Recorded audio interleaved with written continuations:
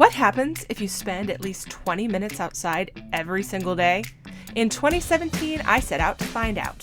Welcome to the Humans Outside Weekly Diary, where I tell you my own lessons from a life spent outside. What did I do and learn while going outside this week? That and this week's Real Outdoor Hero, up next.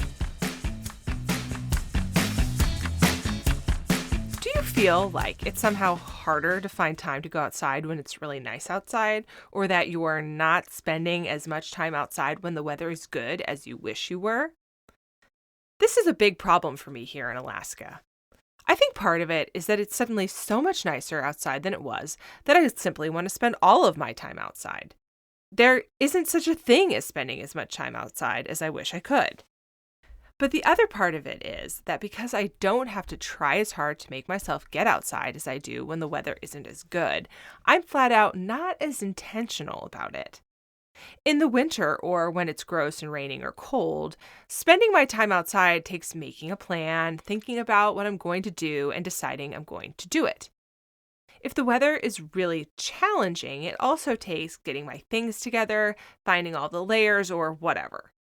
Then, I have to get myself out the door. I literally plan it into each day, designed around whenever the best weather window is or during the daylight. Getting outside in bad weather is not an afterthought, and so I get my time in every day. In the summer, however, the outdoors is just sitting there, waiting for me to use it. On many days, there's no such thing as a less than ideal time. It's light when I get up, light when I go to bed, and I just have to pick the moment I want to walk out my door. And I'm kind of embarrassed about this, I can get so busy that I roll into the early evening without spending any substantive time outside. Maybe I went for a run or did some outdoor chores, but I wasn't noticing or intentional about what I was doing. I didn't go outside the way I wanted to, or in a way that felt really valuable. Really, what I'm talking about here is continuing to make spending time outside a focus no matter the season. It's about building my summer around spending time in nature, where it's not an afterthought at all, but a major center of my plans. And I know that it works because I've done that in past summers. So, here's 2 steps for making that happen. First, make a big list of all the outdoor stuff you'd like to do this summer. In past years, my list has included things like visiting a certain number of parks, or going on certain hikes, or spending a certain number of nights in tents, or even trying a certain ice cream shop. Get really specific with this. What things do you want to explore?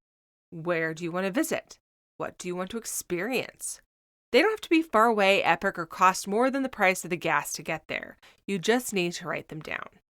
If you have kids or a spouse, this is a great time to get them involved too. What do they want to do or experience?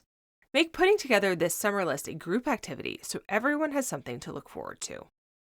Next, get out your calendar and make a plan. For some of you, putting specific things in your calendar might be too much pressure and make it not that fun. If that's you, instead of deciding now what you're going to do, just put on the calendar that you plan to do something outside on a certain date.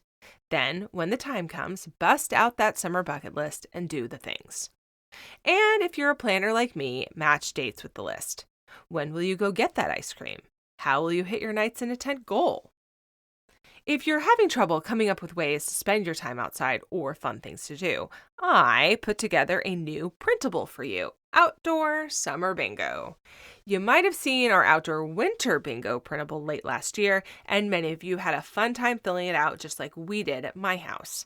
This new one is similar, but with events made focused on this season of pleasant weather. You can get a copy by subscribing to our newsletter, link is in the show notes on humansoutside.com, or go to humansoutside.com/outdoor-bingo-newsletter. That's humansoutside.com/outdoor-bingo-newsletter. If you already received the Humans Outside newsletter, watch your email Thursday for a link to the new printable. No matter how you spend your outdoor time, whether it's cranking on our bingo sheet or just enjoying nature, I want to see it. You can tag your photos on Facebook or Instagram with hashtag HumansOutside365. And of course, you can see a photo per day of my time too by checking out Humans Outside on Facebook or Instagram. Until next time, we'll see you out there.